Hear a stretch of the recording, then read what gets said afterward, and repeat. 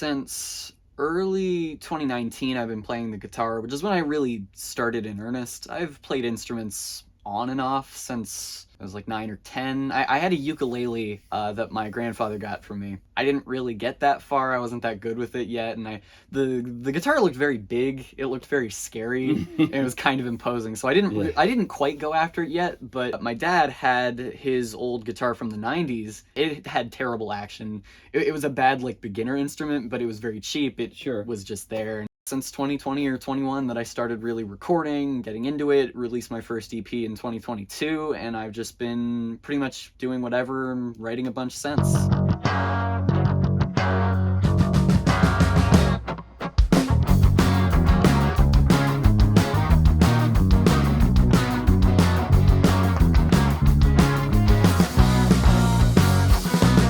December 2024 was a very productive period for me. I wrote a lot of good stuff at that time, and I was very proud of all of that, and that was one of the things that came out of it. And it's sort of not usual to the style that I think a lot of people see from me. It's more of a pop-punk sort of thing. I thought of it very Green Day-esque.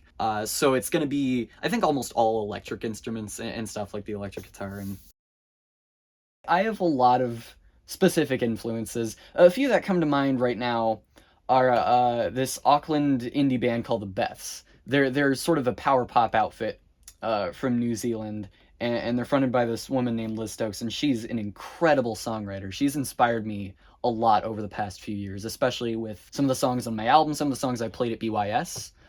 That band really inspired me to expand my songwriting and get more into a form of songwriting where I think I really fit, more upbeat. We have a Realgrey session players network of vetted session players that have worked with us in the past, and he looked through all of those players, and we have a pool of those people that are willing to donate their time to bring your song. So we are so grateful that you are willing to do that with us. So Jason picked Matt Scholes for the drums, Ryan Baker for bass, our very own Soundman Extravaganza for bass, Devin Johnson on guitar. And all of them were willing to do it. Ryan, I want you to know you embody extravaganza. I know, that was a weird way to describe it. You just gonna edit this out?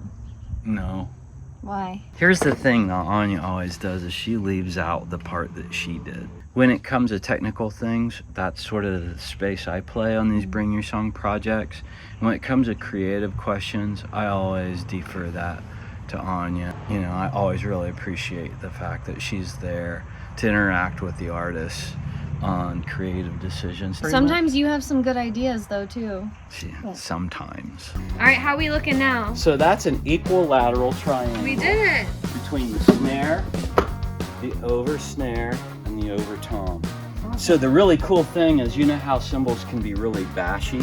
Because there's not any mics pointing right at them, you get the sort of room natural sound of the cymbals, but you don't get that bashy crap. Some people like the bashy crap. There's nothing wrong if you like bashy crap. Some people would rather just go without doing it. Other people It felt surprising that something this built up could be attended by someone so amateur like me, It's an encouraging environment because it makes you feel like you're on a big stage and it's like big and important. And that has kind of tied into my songwriting. It's made me want to finish what I've started because I start a lot of things and I don't always finish them.